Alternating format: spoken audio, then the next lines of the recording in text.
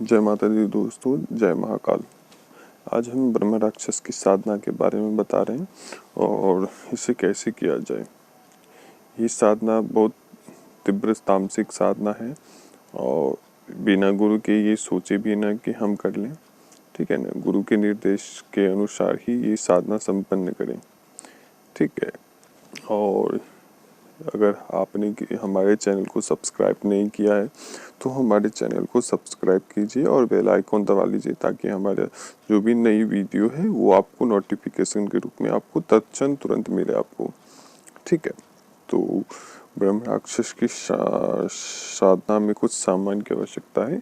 जो देसी शराब एक लीटर के करीब, बकरे का मांस 1.5 kg के करीब, आम की लकड़ी 2 किलो के करीब, कपूर ताकि आग वहाँ पे जला सके शमशान में, एक माचिस की डब्बी और सुगंधित इत्र, जो सबसे ज़्यादा तीव्र सुगंधित इत्र हो वो आप ले सकते हैं 50 ग्राम वाला, और संस्कारित ब्रह्म राक्षस माला तामसिक क्रिया के द्वारा सिद्ध किया हुआ, ये तीनों सामग्री ले सके। ये सभी सामग्री आप लेकर और शमशान निकल जाइए। और ये साधना आपको किसी भी अमावस्या के दिन, जो विशेष अमावस्या होती है, जैसे होली की अमावस्या, नवरात्रि की अमावस्या, होली, दीपावली, इस सभी अमावस्या, जो भी अमावस्या होती है उस अमावस्या में आप ये कर सकते हैं। और ये साधना उन लोगों के लिए है जो पहले से कोई साधना किए हैं, जो पहले से ही कोई प्रत्यक्षीकरण साधना किए हैं, उनके लिए 1 दिनों की साधना है। अगर जो प्रत्यक्षीकरण नहीं किए हैं, जो पहली बार कर रहे हैं, जो नए साधक हैं, उसके लिए 3 दिनों की साधना है। ये साधना बहुत ही तीव्र है और इसे इस प्रकार किया जाता है कि पहले आपको करना ये है कि आप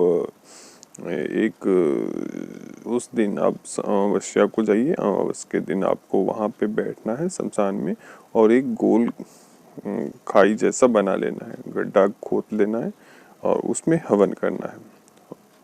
और सभी चीज़ें आप शमशान में बैठें तो गुरु मंत्र और रक्षा किलन, शरीर किलन करके आप वहाँ बैठ जाइए। बैठने के बाद आपको सभी सामग्री सामने रखना है और गोला घेर के खींचना है और सभी सामग्री उस गोले के अंदर होना चाहिए। होने के बाद आपको वहाँ पे बकरे और देसी शराब और इस सभी चीज़ें मिलाकर और कुछ तिल भी ले लेने हैं 50 ग्राम के करीब।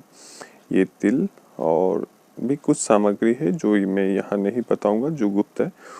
वो सभी सामग्री उसमें मिलाकर और हवन की जो भी आहुतियाँ होती है वो आहुतियाँ बना लेनी है। और मंत्र जो मैं संभव होगा तो दे दूंगा, नहीं होगा तो नहीं दूंगा। जिनको भी आवश्यकता होगा वो जागृत करके हमसे ले सकते हैं। तो उस मंत्रों से आहुति देनी है, एक एक करके आहुति देती जानी है। आहुति देते समय आपको ये ध्यान रखना है कि आप अपने आहुति पर ध्यान दीजिएगा, ना कि जो भी आवाज़ सुनाई थी उस पर ध्यान कतई नहीं देना है। आपको जो काम कर रहे हैं उसी के ऊपर आपको ध्यान एकाग्र होना चाहिए। तो जो पुराने साधक हैं उसके लिए तो 1 दिन की साधना है। जब ही आपके सामने जब वहाँ एक आकृति दिखाई देगी और जब ब्रह्म राक्षस आपके सामने आएगा, उनसे बात करनी है और सबसे पहले उनसे वचन लेना है। और जो गुप्त है वो नहीं बताऊंगा कि उनसे क्या मांगना है, ठीक है। केवल वचन ही लेना है और उसके बाद कुछ उनसे भी मांगना है और ताकि उन्हें बुलाया जा सके।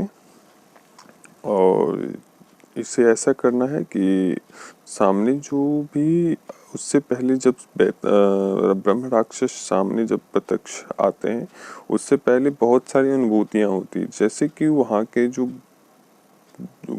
में जो भी शक्ति होती है वो उस प्रकृति में हलचल से होने लगती है। जब ब्रह्म राक्षस उपस्थित होता है तो छोटा मोटा जो भी भूत प्रेत पिशाच, जो भी भूत प्रेत होते हैं वो सभी हाहाकार करने लगते हैं।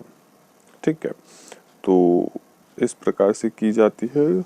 और कुछ विशेष बातें हैं जो यहाँ नहीं बताऊंगा, जो साधना करेंगे उनको ही केवल दिया जाएगा। अगर आप सक्षम है ये साधना करने में तो आप कर सकते हैं, और जो सक्षम नहीं हैं वो हमसे शक्ति ट्रांसफर ले सकते हैं, ब्रह्म राक्षस की शक्ति ट्रांसफर ले सकते हैं।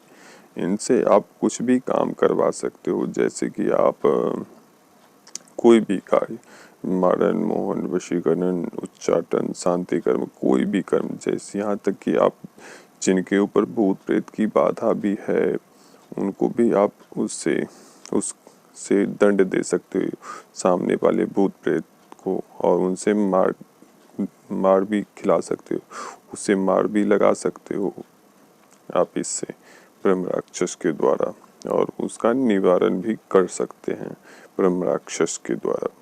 तो इस प्रकार की साधना ये बहुत तामसिक क्रिया है, और इसे बिना गुरु के निर्देश में कतई ना करें।